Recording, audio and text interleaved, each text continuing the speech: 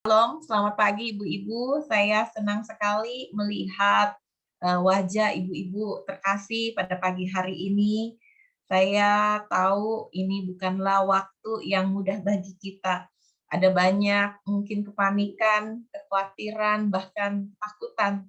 Tetapi kalau kita boleh datang kepada Tuhan, kita boleh bersekutu, ini boleh menjadi waktu yang terbaik untuk kita mendekat kepada Tuhan, untuk kita menyerahkan segala pergumulan kita, untuk kita boleh saling menguatkan di antara rekan-rekan seiman. Kita bisa dapat saling mendoakan dan kita mau belajar dari kebenaran firman-Nya. Mari ibu-ibu terkasih, saya ajak kita betul-betul siapkan hati kita. Kita mau tinggal beserta dengan Kristus, karena kita tahu hanya di dalam Dialah ada kedamaian, hanya di dalam Dialah ada kekuatan. Mari kita hening sejenak, kita bersaat teduh. Tinggal sertaku, hari telah senja, gelap makin turun, Tuhan tinggallah. Lain pertolongan tiada ku temu, Maha Penolong tinggal serta. Amin. Dengan tinggal tenang di dalam Tuhan, disitulah kita ada pengharapan di dalam Dia. Dan kita mau memuji Allah kita, Allah yang layak kita tinggikan, dan Allah yang layak kita sembah. Saya persilakan untuk Ibu Heni memimpin kita di dalam puji-pujian. Selamat pagi ibu-ibu yang terkasih di dalam Yesus Kristus. Saat ini begitu banyak orang merasa khawatir dengan adanya COVID-19 yang bertambah mengganas, bertambah mematikan, sehingga setiap orang merasa stres karenanya. Tapi setiap kita anak-anak Tuhan, biarlah kita tidak terlalu khawatir dan tidak membuat kita stres, karena Tuhan yang selalu menjadi sandaran kita, menjadi penolong kita dimanapun kita berada. Biarlah kita selalu mau mata kita hanya tertuju kepada Tuhan Yesus Kristus yang telah menyelamatkan kita. Mari kita menyanyikan sebuah lagu El Shaddai. Tak usah ku takut, Allah menjagaku. Tak usah ku bimbang, Yesus peliharaku. Tak usah ku susah, Roh Kudus hiburku.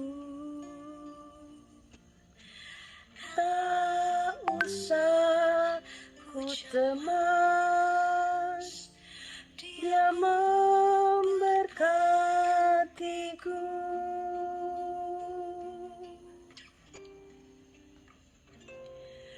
El Shaddai, El Shaddai, Allah Maha Kuasa.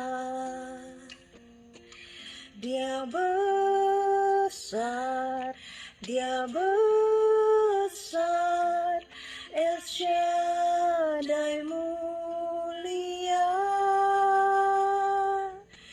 El Shaddai, El Shaddai, Allah Maha Kuasa. Berkat-Nya melimpah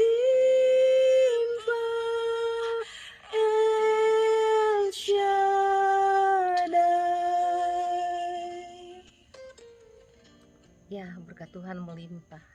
Janganlah kita takut, melimpah akan kesehatan, melimpah akan tidak khawatir, melimpah segala-galanya. Tuhan sungguh sangat mengasihi kita. El Suaranya nggak denger nih. Shaddai, El Shaddai, Allah Maha Kuasa. Dia besar, Dia besar, El Shaddai mulia, El Shaddai, El Shaddai, Allah Maha Kuasa. Berkat-Nya melimpah.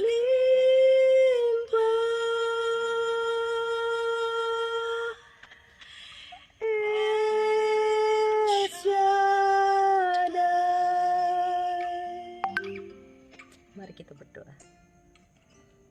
Tuhan, terima kasih Bapa, kami pagi hari ini datang ke hadirat Engkau, mau datang mendengarkan firman-Mu, mau memuji memuliakan nama-Mu ya Bapa, sehingga biarlah setiap kami anak-anak-Mu ini dijauhkan daripada segala mara bahaya, jauhkanlah daripada segala kekhawatiran, jauhkanlah kami daripada segala stres yang dapat membuat kami imun kami bertambah lemah. Tapi biarlah kami bersandar kepada Engkau, Engkau Allah yang maha besar, Allah yang maha kuasa, yang selalu menjaga kami. Terima kasih Tuhan, biarlah Engkau memberkati setiap ibu-ibu yang telah hadir untuk mengikuti ibadah di pagi hari ini. Terima kasih Yesus, biarlah setiap kami mendapatkan berkat, baik hamba-Mu Guru Injil Misael yang membawakan firman-Mu, maupun Ibu Febe yang akan membawakan doa syafaat. Terima kasih Tuhan, Engkau memberkati kami satu persatu. Di dalam nama Tuhan Yesus kami berdoa mengucapkan syukur. Amin.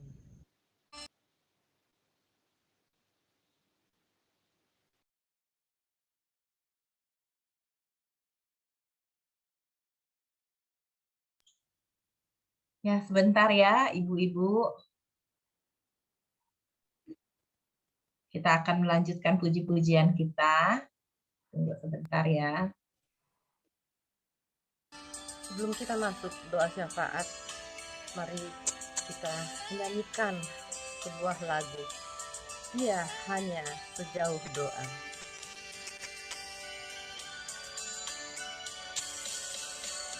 Bila kau rasa gelisah di hatimu, bila kelam kabut tak menentu hidupmu, ingat masih ada seorang penolong bagimu. Yesus tak pernah jauh darimu.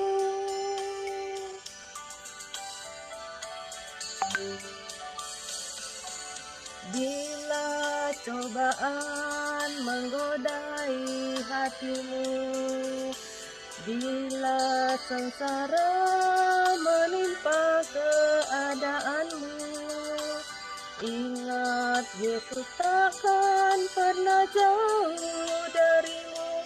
Dia selalu pedulikan kamu. Berseru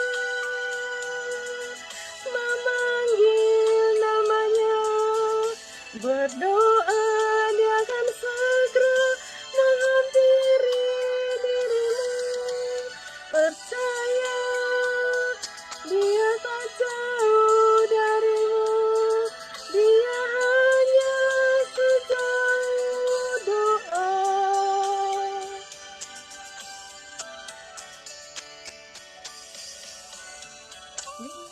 Betul, dia hanya sejauh doa. Marilah kita datang ke hadirat Tuhan, karena tidak jauh-jauh kita hanya datang dengan sujud menyembah kepadanya, untuk berdoa, memuliakan namanya, merasakan hadiratnya. Betapa indah kalau kita datang ke hadiratnya untuk selalu datang untuk mencurahkan isi hati kita. Bila cobaan menggodai hatimu, bila sengsara menimpa keadaanmu, ingat Yesus takkan pernah jauh darimu. Dia selalu pedulikan kamu. Berseru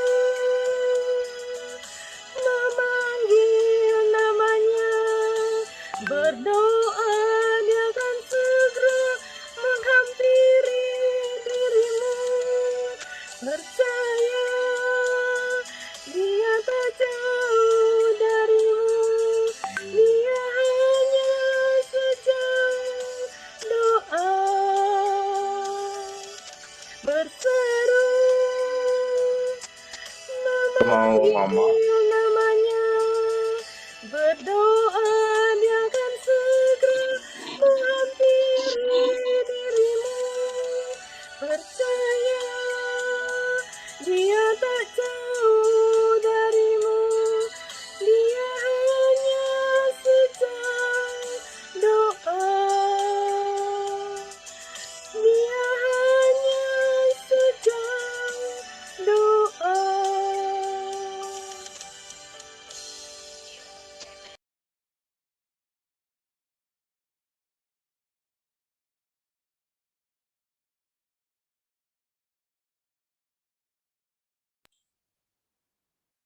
Ya, dipersilakan kepada Ibu Febe untuk memimpin di dalam doa syafaat. Oke, selamat pagi. Kedengaran suara saya? Dengar suara saya? Dengeran. Oke, selamat pagi Ibu-Ibu, Shalom.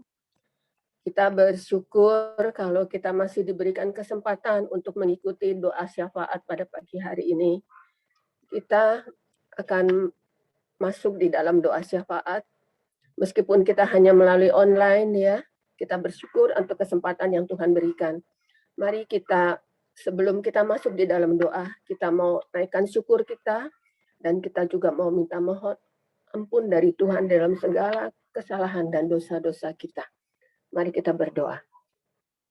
Bapa, kami bersyukur Tuhan untuk kesempatan kali ini. Meskipun Tuhan, waktu ini hanya singkat Tuhan, dan juga kami dipenuhi dengan segala kekhawatiran dan ketakutan. Tetapi kami bersyukur kami diberikan kesempatan untuk bisa mengikuti doa syafaat. Terima kasih Tuhan untuk kesehatan yang Tuhan berikan kepada kami. Bapa, kami mohon ampun Tuhan dari Tuhan, sucikan kami dari segala dosa dan kesalahan kami, karena kami tidak pernah luput dari dosa Tuhan. Tuhan sucikan, biarlah kiranya doa yang kami naikkan ini, Tuhan mendengarkannya. Terima kasih ya Bapa. Dalam nama Tuhan Yesus, kami sudah berdoa. Ibu-ibu, kita akan berdoa bagi gereja. Pertama, kita akan berdoa bagi gereja kita, Greenfield. Di saat pandemi ini, kegiatan-kegiatan sungguh sangat terbatas, dan sangat sulit sekali para hamba Tuhan untuk melaksanakan kegiatan-kegiatan ini. Biarlah kita berdoa untuk gembala kita, Pak David Chiu, Pendeta David Chiu, dan juga seluruh para hamba Tuhan yang melayani. Kita doakan biar Tuhan berikan hikmat dan kesehatan dan dilindungi dari virus COVID. Dan juga kita berdoa untuk seluruh ibadah yang diadakan di gereja, baik itu ibadah minggu, pemuda, remaja, sekolah minggu, Kaleb dan KW. Kita doakan biarlah semua Tuhan pakai, seluruh para aktivis Tuhan pakai sehingga boleh menjadi berkat dan boleh bertumbuh melalui, meskipun hanya melalui online. Mari kita berdoa untuk ini. Bapa, kami berdoa Tuhan untuk gereja kami Greenfield. Tuhan tahu saat ini di saat pandemi yang sangat sulit sekali bagi para hamba Tuhan, bagi gembala untuk melaksanakan jalannya ibadah dan segala kegiatan yang sangat sulit sekali untuk dilaksanakan. Tuhan Yesus, tolong berikan hikmat kepada mereka, berikan Tuhan kekuatan, kesabaran untuk mereka, sehingga mereka bisa melaksanakan meskipun hanya melalui online. Tuhan, tolong untuk saat ini, dan juga kami berdoa melalui ibadah minggu, melalui persekutuan dari Komisi Kaleb KW dan sekolah minggu, pemuda, dan juga remaja. Tuhan pakai satu persatu Tuhan akan setiap komisi ini, sehingga Tuhan meskipun hanya melalui online, tetapi mereka tetap bisa bertumbuh dan mempunyai hati yang selalu dekat kepada Tuhan. Tuhan, kami mohon akan pertolongan Tuhan. Tuhan, sertai akan anak-anak-Mu ini, para aktivis, para hamba-hamba Tuhan. Tuhan berkati, berikan hikmat dan urapan-Mu. Terima kasih ya Bapa. Di dalam nama Tuhan Yesus kami sudah berdoa. Amin. Kita akan berdoa juga untuk para staf gereja saat ini. Kita tahu banyak juga di antara mereka yang terkena COVID. Kita doakan untuk staf gereja, untuk para koster. Kita juga berdoa bagi multimedia, terutama multimedia itu sangat sibuk sekali pekerjaannya karena tidak pernah lepas dari kamera, rekaman yang selalu harus dihadapi oleh mereka. Kita doakan agar multimedia ini juga diberikan kekuatan, hikmat, dan kesabaran. Kita juga berdoa bagi para hamba Tuhan yang terkena COVID. Kita doakan biar Tuhan jamah dan Tuhan berikan kesembuhan untuk mereka. Dan mari kita berdoa untuk beberapa hamba Tuhan ini ya. Mari kita berdoa untuk staf, untuk hamba Tuhan. Bapa di dalam surga, saat ini Tuhan kami datang kepadamu ya Bapa, untuk para staf, para koster yang melayani Tuhan, dan saat ini ada beberapa dari antara mereka yang terkena COVID. Tuhan Yesus, tolong jamah mereka Bapa, berikan mereka kesembuhan, dan Tuhan juga tolong untuk tim multimedia yang sangat sulit di dalam pekerjaannya dan sangat sibuk. Tuhan tolong mereka, berikan mereka hikmat, kesabaran Tuhan di dalam menjalankan tugasnya. Bapa, kami mohon Tuhan penyertaan Tuhan, biarlah Tuhan sendiri yang tolong akan akan multimedia ini yang pekerjaannya sangat sibuk. Berikan mereka kekuatan, kesehatan Tuhan, sehingga mereka bisa mengerjakan semua ini dengan hikmat dari Tuhan. Tuhan, kami juga berdoa bagi para hamba Tuhan yang saat ini mungkin ada beberapa yang sakit terkena COVID. Tuhan juga tolong berikan Tuhan jamahan Tuhan kepada mereka, berikan kesembuhan Tuhan, sehingga mereka boleh mendapatkan kesembuhan dari Tuhan, dan Tuhan tahu mereka sangat dibutuhkan oleh jemaat di dalam pelayanannya. Biarlah Tuhan saja yang menjamah mereka. Terima kasih Bapa, di dalam nama Tuhan Yesus kami sudah berdoa. Amin. Kita berdoa bagi Sinode GKI yang diketuai oleh Pendeta Yohanes Adri. Kita doakan Tuhan pakai beliau, dan juga kita berdoa bagi para gembala seluruh GKI saat ini yang ada di gereja-gereja di GKI di dalam negeri maupun di luar negeri. Tuhan berikan hikmat dan urapannya, juga diberikan kesehatan kepada mereka. Mari kita berdoa. Bapa, saat ini kami berdoa Tuhan bagi Sinode GKI. Tuhan, tolong katakan kepada Pendeta Yohanes Adri yang memimpin akan Sinode ini. Tuhan, sungguh berat pekerjaannya beliau. Biarlah Tuhan saja yang mengurapi akan hamba-Mu ini. Pakai beliau Tuhan dengan urapan dan hikmat dari Tuhan. Tuhan, kami juga berdoa bagi para gembala GKI yang melayani di seluruh Indonesia, baik pun juga di luar negeri. Tuhan pakai satu persatu pada gembala ini di saat-saat pandemi ini yang sangat-sangat sulit bagi mereka untuk melayani.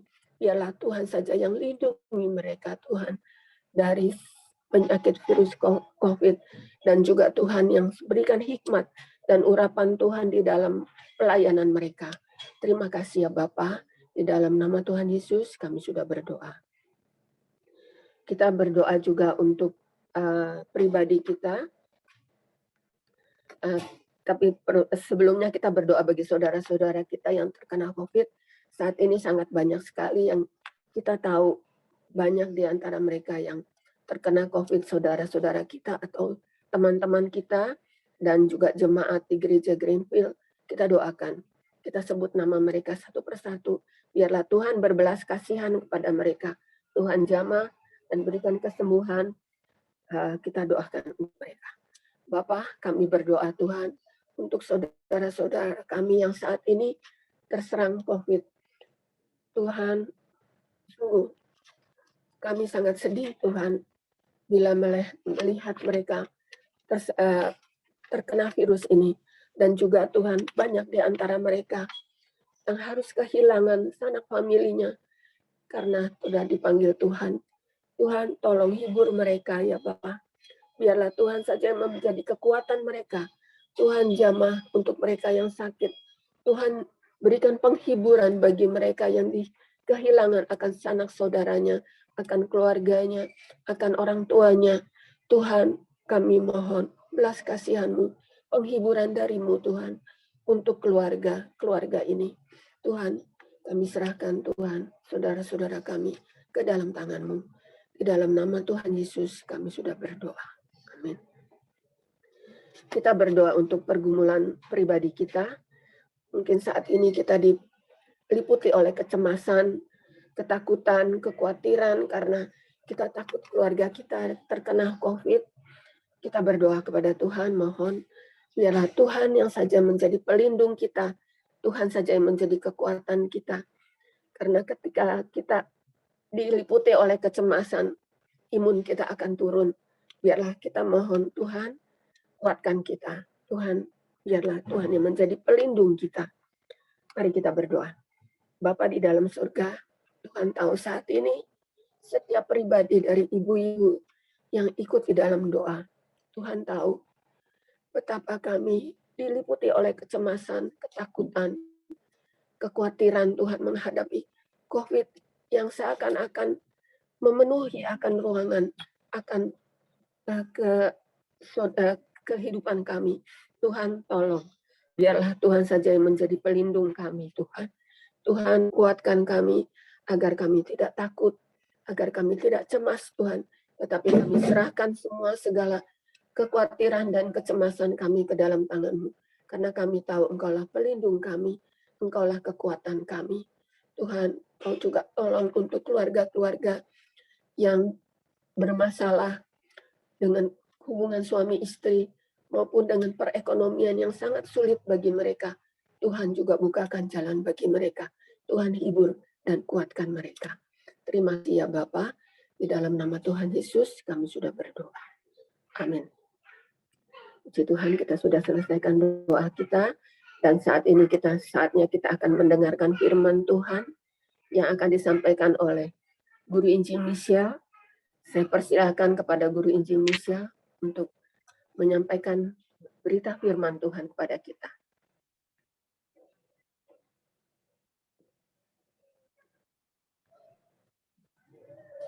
Ada satu pujian untuk mempersiapkan firman Tuhan. Rina boleh share?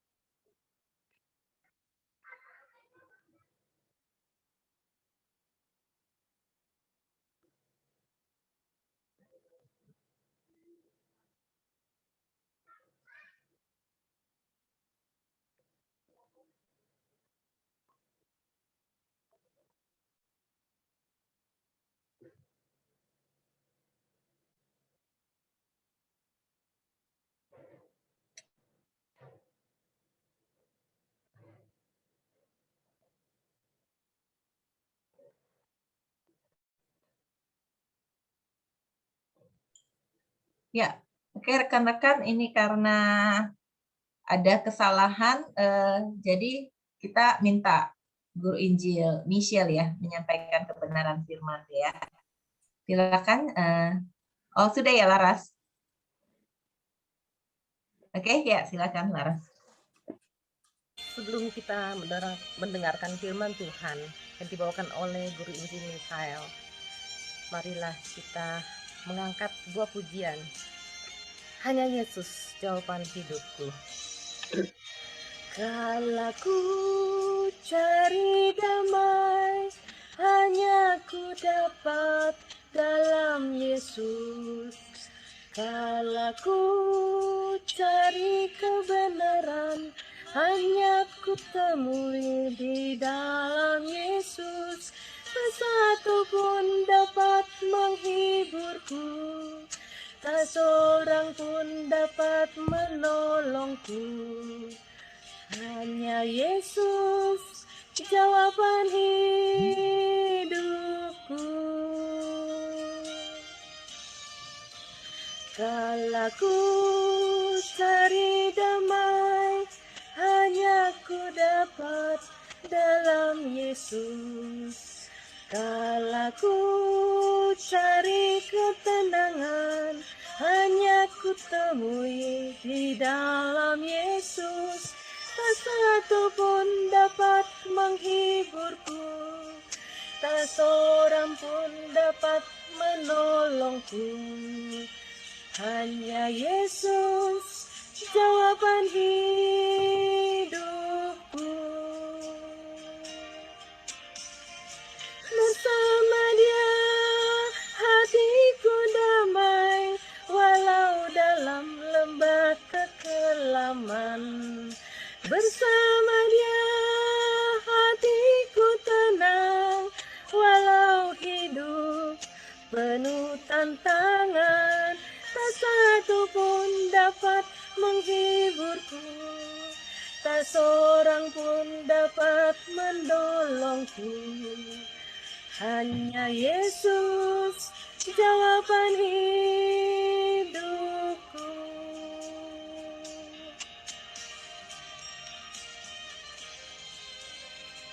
Terima kasih Tuhan. Hanya Engkau Tuhan Yesus, jawaban hidupku, yang selalu menolongku, yang selalu menjagaku. Walaupun banyak rintangan, walaupun dalam keadaan susah maupun senang, Engkau selalu ada di hatiku. Terima kasih Tuhan Yesus. Engkau sungguh sangat baik, sungguh sangat mengasihi kami anak-anaknya yang mau hanya bersandar kepada Engkau Tuhan. Terima kasih.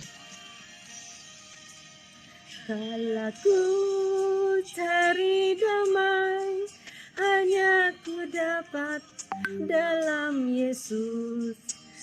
Kala ku cari ketenangan, hanya ku temui di dalam Yesus. Tak satu pun dapat menghiburku, tak seorang pun dapat menolongku. Hanya Yesus jawaban hidupku. Bersama Dia hatiku damai, walau dalam lembah kekelaman. Bersama Dia hatiku tenang, walau hidup penuh tantangan.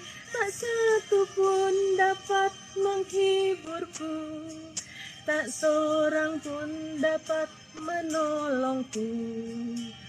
Hanya Yesus jawaban hidupku. Tak satu pun dapat menghiburku, tak seorang pun dapat menolongku. Hanya Yesus jawaban hidupku. Hanya Yesus jawaban hidupku.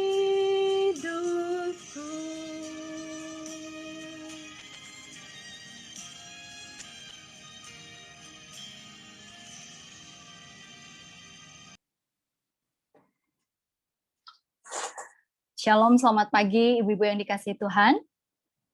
Suara saya bisa terdengar jelas ya? Shalom, bisa. Ya. Saya sangat bersyukur kalau punya kesempatan melayani ibu-ibu sudah kayaknya hampir 2 tahun dari yang terakhir kali saya pelayanan di Komisi Wanita GK Greenfield, dan senang sekali melihat wajah-wajah beberapa saya kenal ya. Ya, contoh Yani tentunya, Bu Vivi, Bu Febe, beberapa lain lagi, lebih banyak saya tidak kenal, tetapi saya bersyukur ibu-ibu. Kenapa? Karena anugerah untuk bersekutu bersama itu adalah sebuah keistimewaan. Ya ibu-ibu ya, setidaknya kita masih bisa kuat, kita masih bisa bernafas, kita masih bisa menggunakan teknologi untuk bertatap muka seperti ini dan beribadah. Ada syukur ibu-ibu ya, ada syukur ya. Mari sebelum kita membaca dan kita mau belajar lagi dari firman Tuhan yang kita berharap ini boleh menjadi kekuatan untuk menjalani hari-hari di masa yang tidak mudah ini. Kita mau berdoa sebelumnya meminta Tuhan kiranya menolong kita. Mari kita berdoa. Bapa di dalam surga, saat ini kami memohon Tuhan, berkatilah pembacaan dan perenungan firman Tuhan pada pagi hari ini. Engkau berbicaralah sesuai dengan konteks kami, kebutuhan kami, pergumulan kami, kekhawatiran kami, segala sesuatu yang Tuhan inginkan supaya kami semakin bertumbuh di dalam perjalanan hidup menjadi pengikut Kristus. Kami sangat butuh firman-Mu. Pimpinlah kami. Tuhan kiranya berkati untuk gadget yang kami pakai, jaringan internet yang ada, bahkan Tuhan juga berkati hamba. Pakailah sesuai dengan kehendak-Mu. Demi nama Tuhan Yesus, Sang Firman yang hidup, kami berdoa, kami memohon. Amin. Ibu-ibu, saya mengajak kita membuka kitab 1 Samuel pasal 1, ayat 1 hingga ayat ke-20. Saya sengaja tidak menampilkan ayat-ayat ini di slide. Harapan saya kita bisa lebih banyak berinteraksi dengan Alkitab, ya. Ibu-ibu bisa garis bawahi, ibu-ibu bisa catat atau apapun ya, itu lebih baik daripada cuma sekedar diam dan dengar. Oke? 1 Samuel 1 kita buka ayat 1 hingga ayat yang ke-20. Tema hari ini adalah berharap seperti Hana. Di Alkitab sesungguhnya ada 2 nama Hana ya. Hana yang ada di kitab 1 Samuel ini dan Hana yang di kitab Lukas 2, seorang nabiah. Nah, kita akan belajar dari Hana di 1 Samuel 1 ayat 1 sampai 20. Bolehkah saya meminta Ibu Febe untuk membacakan bagi kita semua 20 ayat ini? Di unmute dulu Bu, silakan.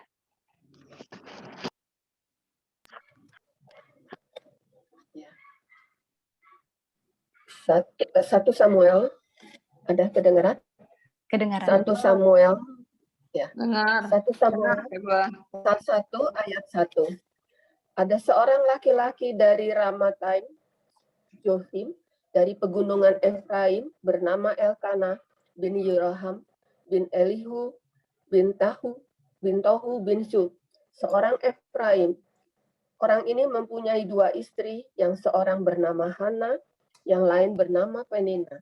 Penina mempunyai anak, tetapi Hana tidak.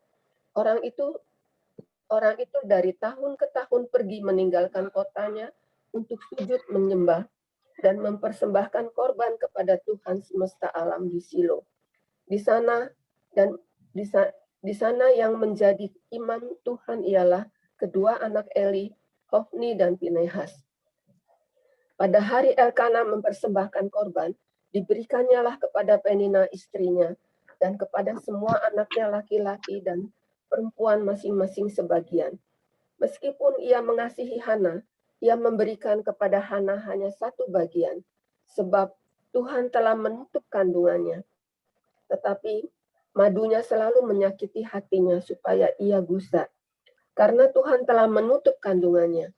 Demikianlah terjadi dari tahun ke tahun. Setiap kali Hana pergi ke rumah Tuhan, Penina menyakiti hati Hana, sehingga ia menangis dan tidak mau makan. Lalu Elkanah suaminya berkata kepadanya, Hana, mengapa engkau menangis dan mengapa engkau tidak makan? Mengapa hatimu sedih? Bukankah aku lebih berharga bagimu daripada 10 anak laki-laki? Pada suatu kali, setelah mereka habis makan dan minum di Silo, berdirilah Hana sedang Imam Eli duduk di kursi dekat tiang pintu bait suci Tuhan. Dan dengan hati pedih, ia berdoa kepada Tuhan sambil menangis terseduh-seduh.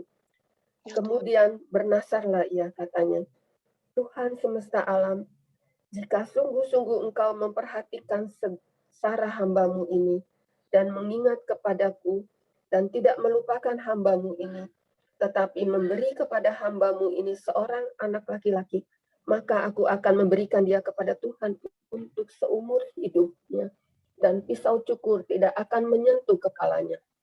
Ketika perempuan itu terus-menerus berdoa di hadapan Tuhan, maka Eli mengamat-ngamati mulut perempuan itu. Dan karena Hana berkata-kata dalam hatinya, dan hatinya hanya bibirnya saja bergerak-gerak, tetapi suaranya tidak kedengaran, maka Eli menyangka perempuan itu mabuk. Lalu kata Eli kepadanya, berapa lama lagi engkau berlaku sebagai seorang mabuk? Lepaskanlah dirimu daripada mabukmu. Tapi Hana menjawab, bukan, tuanku, aku seorang perempuan yang sangat bersusah hati. Anggur ataupun minuman yang memabukkan tidak kuminum, melainkan aku mencurahkan isi hatiku di hadapan Tuhan. Janganlah anggap hamba-Mu ini seorang perempuan dursila, sebab karena besarnya cemas dan sakit hati aku berbicara demikian lama. Jawab Eli, pergilah dengan selamat, dan Allah Israel akan memberi kepadamu apa yang engkau minta daripadanya. Sesudah itu berkatalah perempuan itu, biarlah hamba-Mu ini mendapat belas kasihan daripadamu. Lalu keluarlah perempuan itu, ia mau makan dan mukanya tidak muram lagi. Keesokan harinya bangunlah mereka itu pagi-pagi, lalu sujud menyembah di hadapan Tuhan. Kemudian pulanglah mereka ke rumahnya di Rama. Ketika Elkana bersetubuh dengan Hana, istrinya, Tuhan ingat kepadanya. Maka setahun kemudian mengandunglah Hana dan melahirkan seorang anak laki-laki. Ia menamai anak itu Samuel, sebab katanya, aku telah meminta daripada Tuhan. Ya, terima kasih Bu Febel. Lumayan panjang nih ya, ada 20 ayat yang sudah kita baca. Sebagian besar dari kita mungkin sudah tahu kisah ini ya ibu-ibu ya. Tetapi kadangkala kita suka melupakan ada detail-detail dari sebuah kisah yang sebenarnya bisa kemudian menolong kita untuk belajar lebih bertumbuh lagi. Nah, saya mau bagikan ini kepada kita semua. Ibu-ibu, setiap orang itu punya kisah. Setiap orang punya kisah, setiap orang punya konteks, setiap orang punya pergumulan, dan ini akan sama-sama kita pelajari dari seorang Hana. Ya, ibu-ibu. Hana ini dia bergumul. Apa saja pergumulannya? Yang pertama, ayat 2 kita temukan Hana ini mandul. Ya. Hana ini mandul. Ibu-ibu, kalau hari ini mungkin yang namanya orang, mereka, bahkan saya sudah bertemu dengan beberapa orang yang perempuan yang berkata, saya memang nggak berencana punya anak loh, saya nggak berencana untuk menikah. Tetapi berbeda zaman sekarang dengan zaman dulu. Konteks Timur Dekat kuno, ibu-ibu, yang namanya perempuan yang menikah, kalau dia itu dikatakan mandul, artinya seperti dia tidak mendapat berkat apa-apa dari Tuhan. Itu menjadi sebuah problem. Nah, tidak mengherankan ibu-ibu yang tadi kita baca dari Alkitab ini, suaminya Hana, Elkana, ya, ketika dia mendapati bahwa istrinya Hana tidak mampu memberikan keturunan, maka dia mencari istri kedua. Tujuannya adalah supaya nanti dia punya penerus, ibu-ibu. Nah, bayangkan menjadi seorang Hana di masa itu, mandul. Tetapi ibu-ibu, pergumulan Hana bukan sekedar dia mandul saja, tetapi ibu-ibu kita lihat di ayat yang ke-6, di situ Hana itu, dia itu disakiti hatinya oleh madunya, di situ ditulis ya, oleh Penina namanya.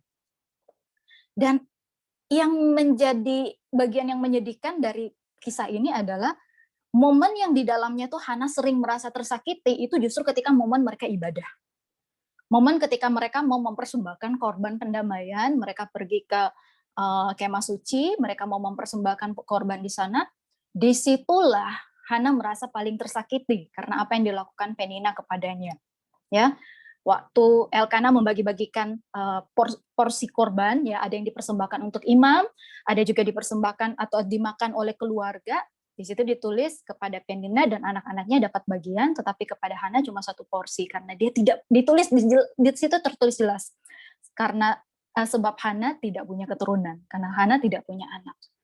Jadi ibu membayangkan seorang Hana yang mandul, bukan sekedar mandul, tetapi dia juga harus disakiti oleh istri kedua dari suaminya.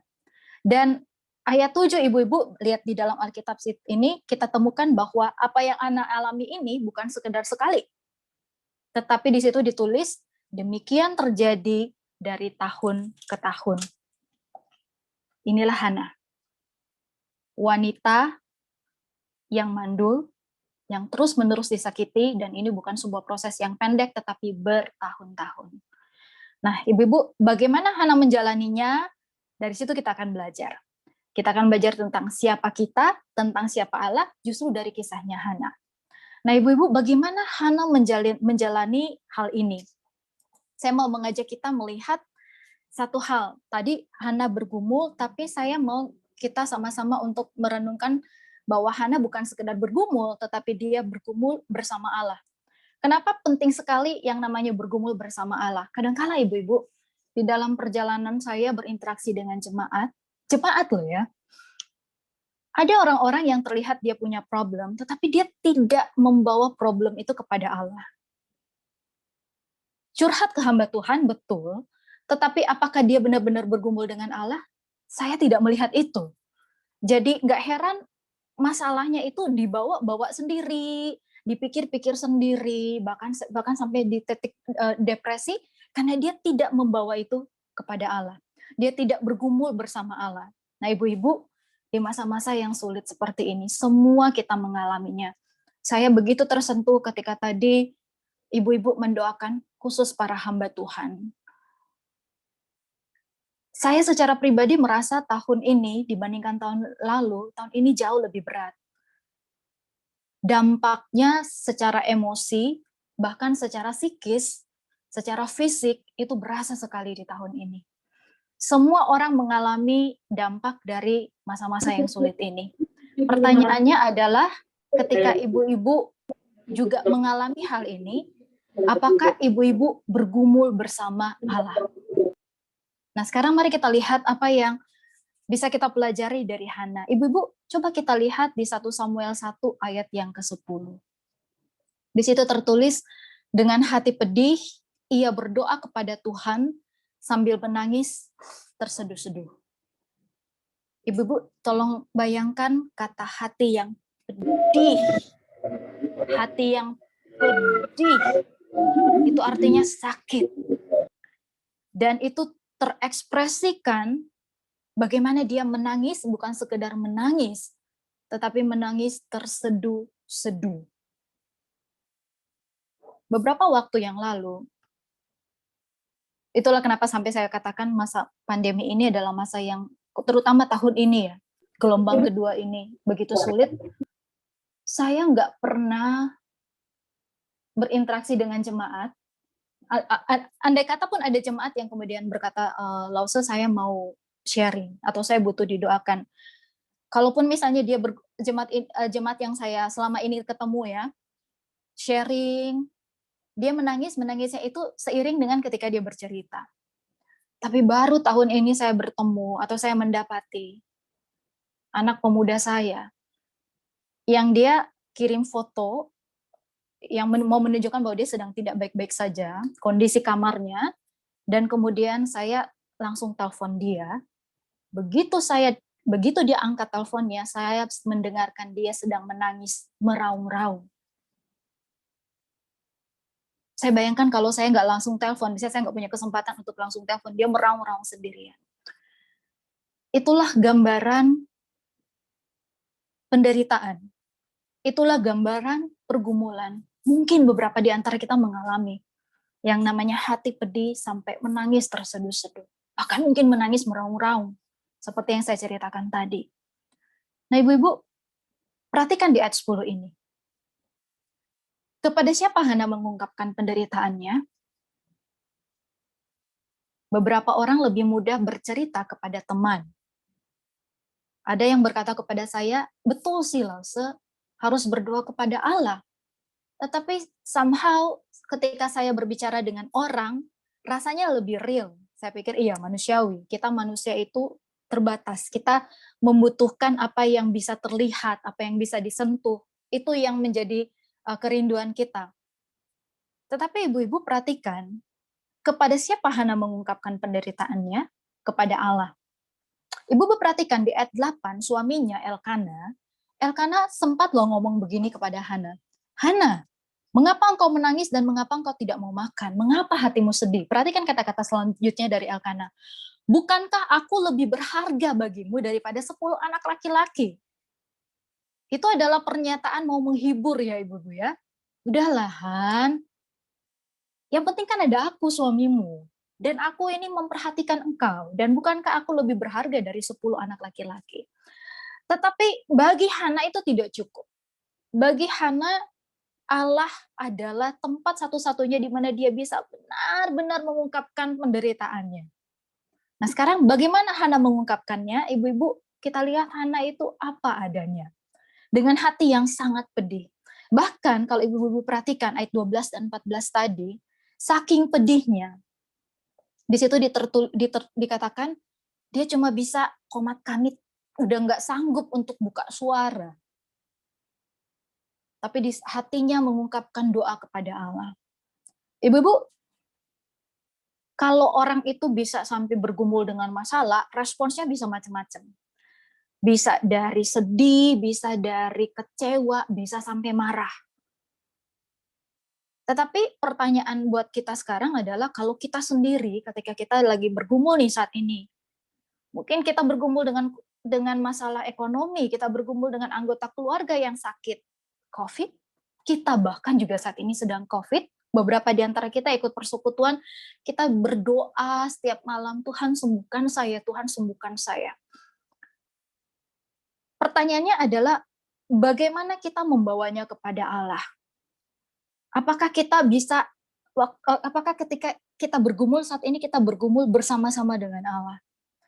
Apakah kita bisa menumpahkan emosi kita? Mau itu emosi marah, Tuhan sejujurnya aku marah Tuhan.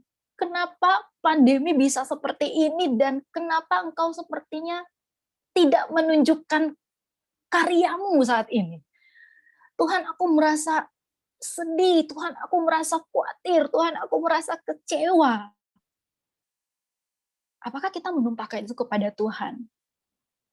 Kenapa saya mengangkat hal ini? Karena ibu-ibu sebagai orang Kristen, asumsi kita adalah, oh iya, yang namanya orang Kristen itu pasti akan membawa segala sesuatunya dalam doa. Belum tentu ibu-ibu. Belum tentu. Saya bertemu dengan salah seorang jemaat yang di dalam kemarahannya, di dalam kepedihannya, semuanya ditumpahkan di sosial media. Saya bertanya dengan, kebetulan anak pemuda, saya bertanya lagi, di dalam kemarahanmu, kegeramanmu dengan situasi, dan di dalam kesedihanmu, apakah engkau mengambil waktu untuk menumpahkan sama seperti engkau menumpahkan di sosial media, apakah engkau pernah membawa itu kepada Tuhan? Seperti yang dilakukan oleh pemazmur. Ibu-ibu kalau kita baca Mazmur, segala macam emosi ada di situ. Nggak cuma sukacita, bahkan ratapan. Beberapa Mazmur bahkan tidak ada happy endingnya. Sampai di akhir ayat, itu pertanyaan. Dan tidak ada jawaban. Kita baca Ayub selama 38 pasal, itu isinya ngomong, tapi Tuhan tuh kayak diam. Gitu. Ibu-ibu, kita belajar dari Hana ketika saat ini kita lagi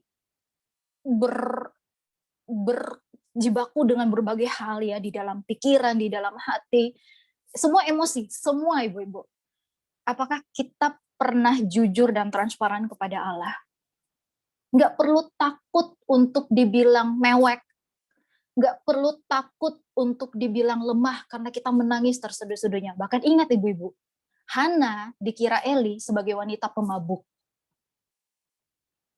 Di dalam kepedihan hatinya, di dalam kehancuran hatinya, di dalam penderitaannya, dia dikira sama hamba Tuhan, dia itu pemabuk. Tapi dia nggak peduli. Yang dia saking fokusnya kepada Tuhan dan saking dia ingin menumpahkan segala sesuatunya, dia nggak peduli apa yang dikatakan orang. Ya, tentu ada penjelasan ya ketika Eli bertanya kepada Hana, Hana bisa menjawab. Tetapi selama itu saya bayangkan kadang-kala mungkin kita kalau datang misalnya ibu-ibu ya, apalagi kalau itu bayangkan ketika kita punya akses ke gereja bisa terbuka kepada siapa saja. Berapa banyak di antara kita yang bisa datang, duduk, dan kemudian berdoa, menangis, dan nggak perlu mikirin itu koster bakal perhatiin saya nggak ya, nanti itu koster lihat, aduh saya bergumul. Kadang-kala mungkin kita punya pikiran begitu ya, jadi menghalangi kita untuk apa adanya di hadapan Tuhan. Ibu-ibu, bergumul bersama Allah dibutuhkan nomor satu, jujur dan transparan kepada Allah. Jujur dan transparan. Marah, ungkapkan itu kepada Tuhan. Tuhan, aku geram dengan pemerintah, aku geram dengan warga masyarakat, aku geram dengan tetanggaku yang nggak percaya kalau corona itu ada. Aku marah Tuhan. Dan jujur aku marah kepada Engkau. Kenapa Engkau sepertinya berdiam diri hingga detik ini? Ungkapkan itu kepada Tuhan. Daripada kita mengungkapkan kepada yang lain bukan Tuhan. Gak akan pernah ada yang namanya solusi, gak akan pernah ada yang namanya pertumbuhan di balik berbagai emosi apapun yang saat ini kita rasakan karena pergumulan kita. Yang kedua, ibu-ibu, perhatikan. Hana tidak hanya di dalam pergumulannya bersama Allah, dia tidak hanya jujur dan transparan, tetapi dia belajar percaya. Ibu-ibu, kalau kita perhatikan kembali ayat 7 tadi ya, yang dikatakan demikianlah terjadi dari tahun ke tahun. Ibu-ibu percayalah, Hana berdoa di dalam penderitaannya itu bukan cuma di pasal ini, bukan cuma di ayat 9-10 ini. Ayat 7 menyeratkan ketika dia mengalami penderitaan, di masa-masa itu juga dia berdoa. Dan ibu-ibu bisa bayangkan, ada berapa tahun, Alkitab tidak menulis ya, tapi cuma dikatakan bertahun-tahun. Artinya, di masa dia menderita, di masa itulah dia berseru kepada Allah, di masa itulah dia jujur kepada Allah, tapi belum ada jawaban. Sampai kemudian nanti kalau kita baca di ayat 19 ayat 20. Tapi untuk tiba ke ayat 19 ayat 20, itu adalah waktu yang cukup panjang untuk ditanggung oleh seorang Hana. Nah, ibu-ibu yang dikasihi Tuhan, coba bayangkan ya, bayangkan. Tadi kita dapati bahwa momen di mana Hana tersakiti justru ketika momen mereka beribadah. Mungkin Penina berkata begini kepada Hana. Tuh kan, kamu udah bertahun-tahun berdoa, tetapi kamu belum hamil-hamil tuh. Jangan-jangan Tuhan sudah melupakan kamu. Atau jangan-jangan kamu punya dosa, sampai Tuhan menghukum kamu dengan kemandulanmu. Di titik di mana seseorang rapuh, seorang bergumul adalah titik di mana seseorang itu bisa rapuh. Saya mengalami itu. Ketika saya bergumul, itu juga masa di mana saya rapuh, gampang diomong-ambingkan sebenarnya. Apalagi kalau satu orang kasih argumen, dan argumennya itu masuk akal. Kalau seseorang itu tidak kuat, dia gampang tergoyahkan. Apakah ada momen kira-kira di mana Hana meragukan Allah? Mungkin ya, mungkin. Tetapi yang jelas, dia bisa rapuh, dia bisa goyah, tetapi setidaknya ibu-ibu kita mendapati sampai di ayat 20 kita menemukan Hana tetap terus berdoa dan meminta kepada Allah. Mungkin dia sempat goyah, mungkin dia sempat mempertanyakan, Tuhan mengasihi saya nggak sih? Tuhan dengerin saya nggak sih? Apakah benar ini karena dosa-dosa saya mandul, gitu ya? Terus Penina akan terus membuat dia gusar, membuat dia sedih, membuat dia sakit hati. Mungkin dia pernah meragukan Allah, tetapi setidaknya kita menemukan sampai di ayat 19-20, Hana tetap berdoa kepada Allah. Nah, apa yang bisa membuat dia bisa terus berharap karena dia percaya kepada Allah? Apa yang bisa membuat dia terus percaya kepada Allah? Karena dia mengenal Allah.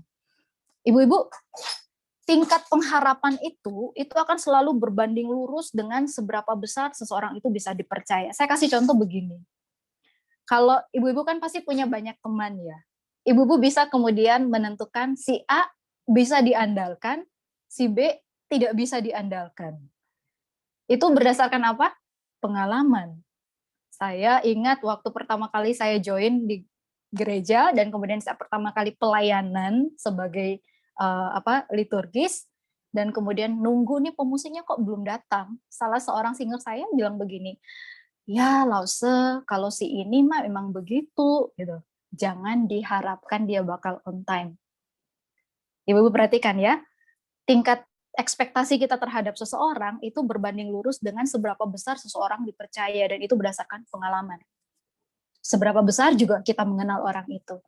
Kenapa Hana bisa terus percaya kepada Allah sekalipun bertahun-tahun dia terus berdoa, terus dengerin Penina ngomong, bahkan ya kita nggak tahu apa lagi yang dialami oleh dia dari tetangga-tetangganya ya. Tapi kok dia masih tetap bertahan dengan Tuhannya? Karena dia percaya kepada Allah, karena dia tahu siapa yang dia harapkan, karena dia kenal siapa Allah. Nah, ibu-ibu, sekarang ini di titik ini, ketika kita terus berdoa, kita sampaikan doa tadi ya di dalam doa syafaat kita. Kita juga sebutkan di dalam doa pribadi kita sebutkan di dalam mesbah keluarga kita. Udah bertahun-tahun nih kondisi pandemi nih, udah minimal 2 tahun nih. Pernahkah kita meragukan Tuhan? Kalau kita mau sampai meragukan Tuhan, ibu-ibu ingat siapa saat ini yang sedang kita bicarakan? Tuhan. Yang Alkitab menyaksikan kasih setianya kekal sampai selama-lamanya. Atau kita bisa lihat ke belakang. Saya percaya setiap kita mengalami banyak kisah, di mana kita mengalami yang namanya kesesakan. Coba lihat bagaimana Tuhan bisa menolong kita melalui itu. Artinya, Allah yang kita sembah adalah Allah yang dapat diandalkan. Dan apapun kondisi penantian kita saat ini terhadap jawaban doa-doa kita, Dia adalah Allah yang tetap bisa kita percaya, tetap bisa kita andalkan. Karena yang pertama, Dia adalah Allah pencipta langit dan bumi. Yang kedua, ibu-ibu lihat pengalaman-pengalaman pribadi kita bersama Dia. Kalau di masa lampau dia melakukan itu, di masa kini dia juga akan melakukan hal yang sama, dan di masa depan dia juga akan melakukan hal yang sama. Dia bisa dipercaya. Itulah kenapa Hana bisa tetap berdoa sekalipun sekian tahun, masih kayaknya nggak ada perubahan ya, tapi dia masih tetap bisa mengandalkan Tuhan. Tapi sekarang ibu-ibu, saya takut ya, kita kemudian ketika membaca kisah Hana, ketika kita baca ayat 1-20, kita sampai di sebuah kesimpulan yang salah. Kita berpikir begini, oke, Lause, orang yang terus berharap kepada Allah, pada akhirnya akan memperoleh apa yang diinginkan. Buktinya Hana terus berharap kepada Allah, dan pada akhirnya Hana memperoleh apa yang diinginkan oleh Hana. Ibu-ibu, hati-hati dengan kesimpulan ini. Ibu-ibu, coba kita lihat, saya mau mengajak ini dari bagian yang saya ingin kita renungkan bersama. Ibu-ibu, mari kita perhatikan ayat 18b ya. Ayat 18b itu ditulis, lalu keluarlah Hana, ia mau makan dan mukanya tidak muram lagi. Kalau kita misalkan kemudian bertanya-tanya, loh, kok Hana udah nggak muram lagi mukanya ya? Kenapa ya? Kita bisa dengan gampang kemudian merujuk ayat 17. Yang mana sebenarnya tidak salah ya, tidak salah. Kita bisa kemudian berpendapat, oh iya dong, Hana bisa kemudian terhibur, udah nggak muram lagi, udah nggak sesedih yang sebelumnya, karena ayat 17 Imam Eli ngomong begini, pergilah dengan selamat, dan Allah Israel akan memberikan kepadamu apa yang engkau minta daripadanya. Ibu-ibu bayangkan kalau misalkan ibu-ibu lagi bergumul, dan ketemu sama Semuyani ya, ketemu sama Semuyani, ibu sampaikan pergumulan ibu, dan kemudian Semuyani ngomong, pergilah dengan selamat, dan Tuhan akan memberikan apapun yang ibu doakan barusan. Perasaan ibu-ibu gimana? Ya pasti senang ya, pasti senang. Tetapi apakah itu satu-satunya alasan yang membuat Hana tidak muram lagi? Apakah itu satu-satunya alasan? Kalau itu satu-satunya alasan, ibu-ibu, ini bisa menjadi sesuatu yang menyesatkan kita. Kenapa? Karena tidak semua yang kita inginkan, itu yang Tuhan jawab. Itu kenyataannya. Dan kemudian kita akan kecewa, loh, ini buktinya Hana bisa mendapat apa yang dia inginkan, karena dia berharap kepada Tuhan. Kenapa saya nggak mendapatkan apa yang saya inginkan? Saya sudah berharap kepada Tuhan. Tuhan pilih kasih dong. Kita kan bisa berpikir seperti itu. Nah, Ibu, mari kita lihat. Lihat isi doa Hana. Kita mundur ke ayat 11. Di dalam doa Hana ini, dia mengungkapkan nazarnya. Dia berkata, Tuhan, anak laki-laki yang kau akan berikan, itu akan kupersembahkan kepadamu. Dia akan menjadi seorang nazir, orang yang khusus melayani Tuhan. Jangan sampai kita pikir begini ya, Ibu. Hana bernazar dalam rangka menyuap Tuhan. Iya dong, kan biasanya kita dalam berinteraksi dengan sesama manusia begitu ya. Kalau kamu bikin ini ke saya, maka kalau kamu melakukan ini ke saya, maka saya akan melakukan ini ke kamu. Kehidupan manusia itu sifatnya rata-rata transaksional. Apabila, maka saya akan. Itu formula kita. Nah, ibu-ibu, apakah ini yang dilakukan Hana ketika dia bernazar? Apakah dia menyuap Allah untuk mengabulkan keinginannya? Saya justru melihat bukan itu, ibu-ibu. Saya melihat, ingat, Hana telah menggumuli hal ini, menangisi hal ini, menderita dengan hal ini, bukan cuma satu kali, tapi bertahun-tahun lamanya. Dan dia terus berdoa, dan selama itu Tuhan nggak jawab, Tuhan nggak berikan. Tetapi perhatikan ibu-ibu, saya percaya justru ketika dia terus mendoakan itu, dia kemudian sampai di titik dia mengerti apa yang menjadi kehendak Tuhan. Bisa saja ibu-ibu, mungkin awalnya motivasi Hana adalah seperti ini, supaya saya nggak kalah saing dengan Penina. Satu anak cukup ya Tuhan, setidaknya saya nggak akan mengalami yang namanya rasa malu, setidaknya saya bisa menghadapi apa kata masyarakat di sekitar saya, suami saya bisa senang dengan saya tidak akan kalah dengan Penina. Ibu-ibu, mungkin itu motivasi awalnya dari si Hana. Dan ibu perhatikan, motivasi itu adalah motivasi yang berbicara tentang diri Hana, dan diri Hana. Tetapi kemudian Tuhan nggak jawab doanya. Dia bergumul dengan Tuhan.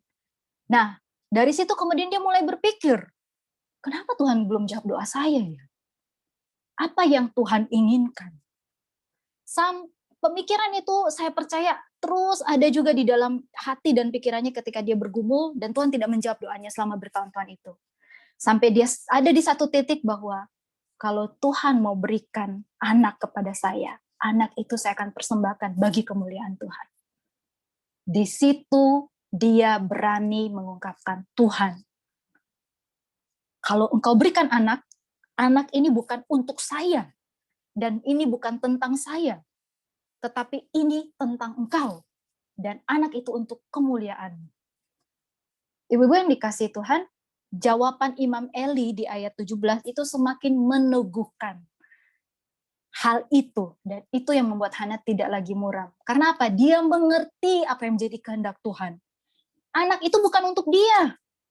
Anak itu dititipkan kepada dia, dan anak itu adalah untuk kemuliaan Allah, melayani Allah. Makanya dia harus persembahkan kepada Allah. Waktu saya merenungkan bagian ini, saya mau sharing sedikit ibu-ibu. Setidaknya saya bergumul dengan dua hal saat ini. Satu, seperti Hana, saya dan suami saya mendoakan anak. Kami telah menikah 5 tahun. 2 tahun yang pertama, doa kami adalah seperti ini. Tuhan, kalau engkau mau kasih anak sekarang, ya nggak apa-apa sih. Tetapi sebenarnya kalau kami boleh memilih, ini kami sampaikan. Kami ingin fokus pelayanan, karena saya juga baru masuk ke GKI Telugong dan saya perlu beradaptasi dengan berbagai hal, termasuk pelayanan komisi wanita yang bagi saya tidak mudah, Ibu. Bagi saya tidak mudah. Dan tahun pertama, Tuhan belum kasih. Tahun kedua, Tuhan belum kasih. Terima kasih Tuhan, buat tahun pertama kami bisa fokus dengan pelayanan. Masuk tahun ketiga, Tuhan, kami mulai membuka diri dengan kesempatan dikasih anak. Tuhan belum kasih. Tahun keempat, Tuhan belum kasih. Di saat yang bersamaan jemaat, Cuan tahu minum ini, cepat hamil. Cuan tahu ke dokter ini, dan saya sangat bersyukur dengan perhatian mereka. Tetapi jawaban saya selalu kehendak Tuhan yang jadi. Dan masuk tahun kelima, Tuhan belum berikan anak. Dan saya mulai berpikir, saya mau anak itu untuk apa ya? Takut dibilang mandul, takut merasa kurang, atau jangan-jangan Saya mau anak supaya nanti di masa tua ada yang jagain saya dan suami saya. Jadi anak itu investasi. Saya mulai merenungkan hal ini di masa-masa penantian ini, Ibu-ibu. Untuk makin mengerti maksud Tuhan apa. Dan saya belum tahu jawaban Tuhan apa. Apakah Tuhan mau berikan secepatnya sesudah saya khotbah ini? Atau Tuhan akan tahan dulu? Atau sampai kapan saya nggak tahu. Atau bahkan tidak. Itu pergumulan saya yang pertama. Tapi setidaknya yang saya mau sharingkan adalah di masa-masa menanti ini, mulai berpikir, motivasi saya apa? Dan kehendak Tuhan kira-kira apa ya? Ibu-ibu, itulah kenapa emang Tuhan sengaja kita di dalam pergumulan, penderitaan, termasuk kondisi COVID-19. Kita udah doakan dari tahun-tahun lalu, ibu-ibu. Tapi kok belum happy ending ya, belum keluar ya. Maka sekarang gelombang kedua jauh lebih parah. Tuhan sengaja membiarkan kita menanti, supaya kita memikirkan hal-hal itu.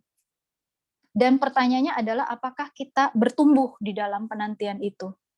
Semua orang kan akan bertanya ya, berapa lama lagi ya Tuhan, berapa lama lagi ya Tuhan. Pertanyaannya adalah, apakah kita bertumbuh di dalam masa-masa penantian ini? Apakah kalau saat ini mungkin ibu-ibu juga sedang menanti jawaban terhadap kesembuhan atas penyakit, atau menginginkan sesuatu, meminta sesuatu. Coba ibu-ibu di masa-masa Tuhan belum menjawab, atau Tuhan sedang membiarkan kita menunggu, coba pikirkan, apakah jangan-jangan Dia membiarkan kita menunggu supaya Dia memberikan kepada kita kesempatan untuk lebih memandang wajah-Nya.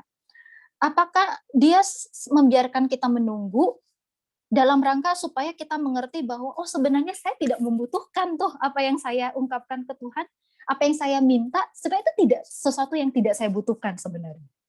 Apa yang ada saat ini cukup. Apakah jangan-jangan Tuhan sedang membiarkan kita menunggu supaya kita mengerti bahwa kita harus belajar berpuas di dalam Dia, di dalam segala hal, di dalam segala situasi. Ibu-ibu, dari pengalaman hidup saya sendiri, saya mengerti bahwa acap kali, yang saya mau sharingkan, acap kali mujizat terjadi bukan karena doa-doa saya itu dijawab, tetapi karena iman saya itu bertumbuh seiring dengan penantian dari jawaban doa itu. Itu mujizat. Saya bisa mengerti siapa Dia, dan saya bisa mengerti siapa saya. Saya bisa tahu diri. Ibu-ibu, kalau kita terus menuntut kepada Tuhan, siapa yang Tuhan, siapa yang manusia, siapa yang pencipta, siapa yang ciptaan.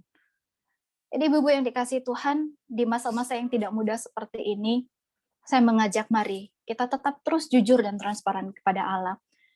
Kita percaya kepada Dia, karena apa yang sudah Dia lakukan di masa lalu, Dia akan lakukan hal yang sama. Dan kita percaya Dia karena siapa Dia. Dia adalah Allah yang bisa diandalkan. Tetapi kalau Tuhan memang mengizinkan saat ini kita sama-sama menanti kapan pandemi ini selesai, kita sama-sama menanti jawaban segala macam doa kita, pastikan kita bertumbuh di dalam penantian itu. Pastikan kita bertumbuh di dalam penantian itu.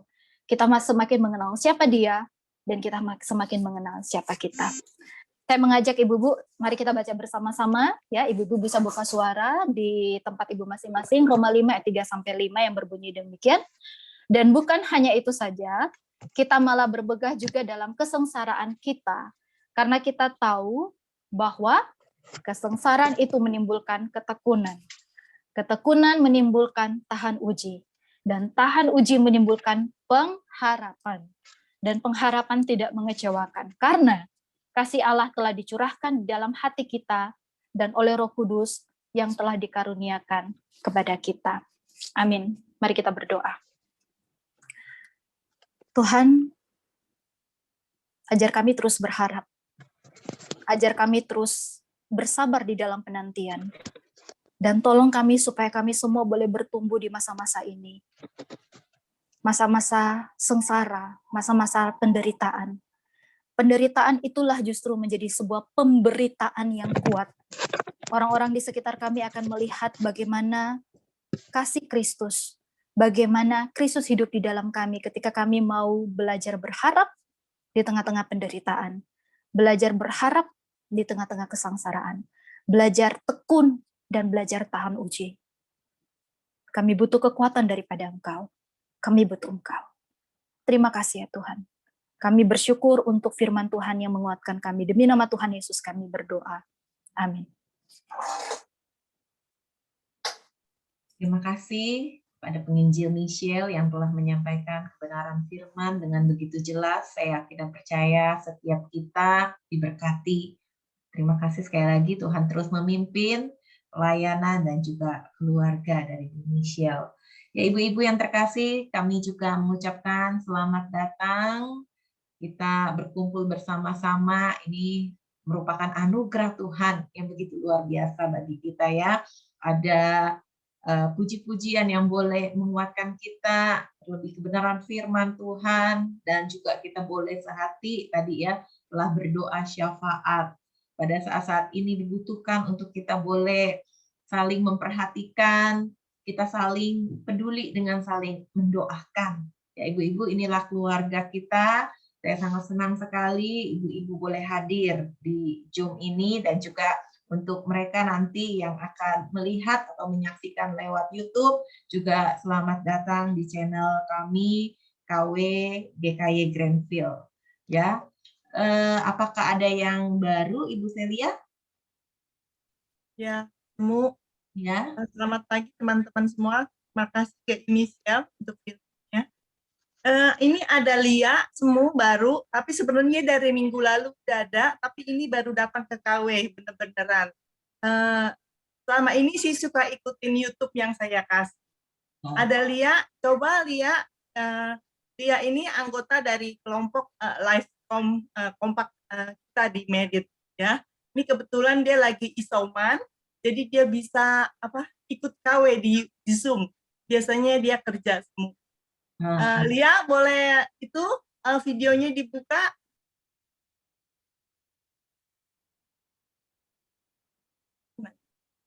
Ya, nggak apa-apa sih ya. Nggak apa-apa ya?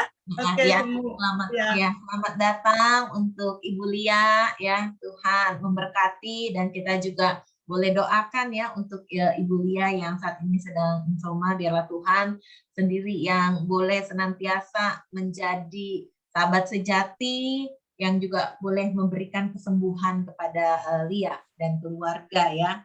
Nah, ya, ini juga semua ada yang itu Ibu Mehwa juga saya baru lihat ya, baru datang. Sebelumnya saya nggak pernah lihat itu Ibu Mehwa. Ibu ya. Mehwa ya. Ada Ibu Mehwa yang mungkin waktu itu dibesuk ya.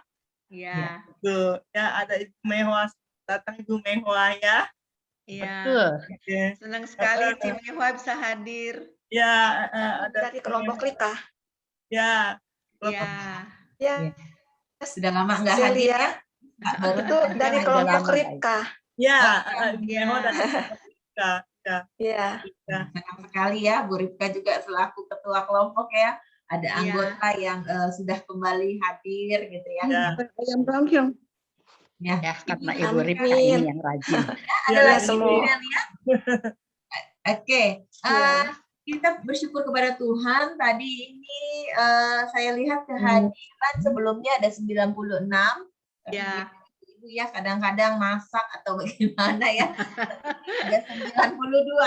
Nah, saya akan bukan ibu-ibu harap diperhatikan. Jumat depan tanggal 16 Juli pembicara kita adalah Guru Injil Hani ya. Guru Injil Hani ini masih studi di Saat Malang, dan ia praktek 2 bulan di GKY Grandville. Sebagian ibu-ibu saya yakin mengenal ya Hani. Dia adalah anak kita begitu ya. Dulu mamahnya juga adalah anggota KW ya.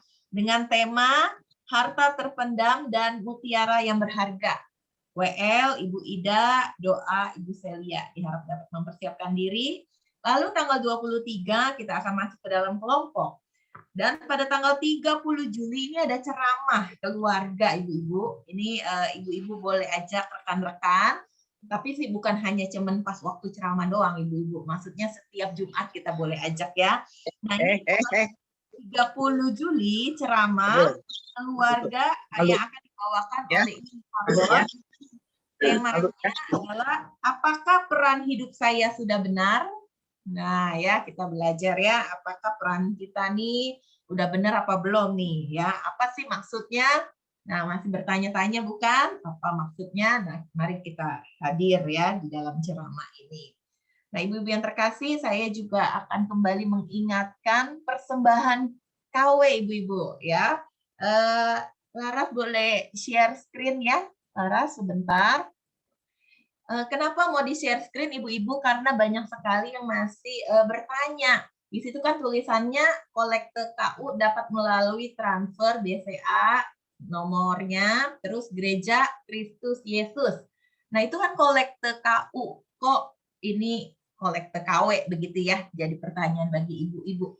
Nah, ibu-ibu, barcode ini diberikan oleh sinode. Jadi nggak sembarangan kita bisa bikin-bikin begitu ya. Nah, setiap GKY itu ada masing-masing.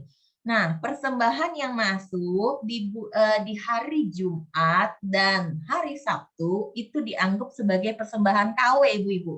Jadi, kita berikan ke nomor BCA, rekening GKY Grandfield itu nggak apa-apa, Ibu-Ibu. Tetap masuknya itu sebagai kolekte KW.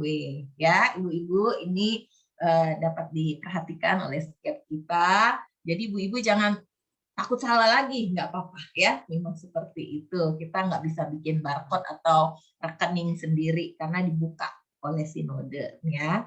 Itu aja pengumuman dari saya. Apakah ada pengumuman tambahan dari Ibu Vivi? Enggak, semua cukup.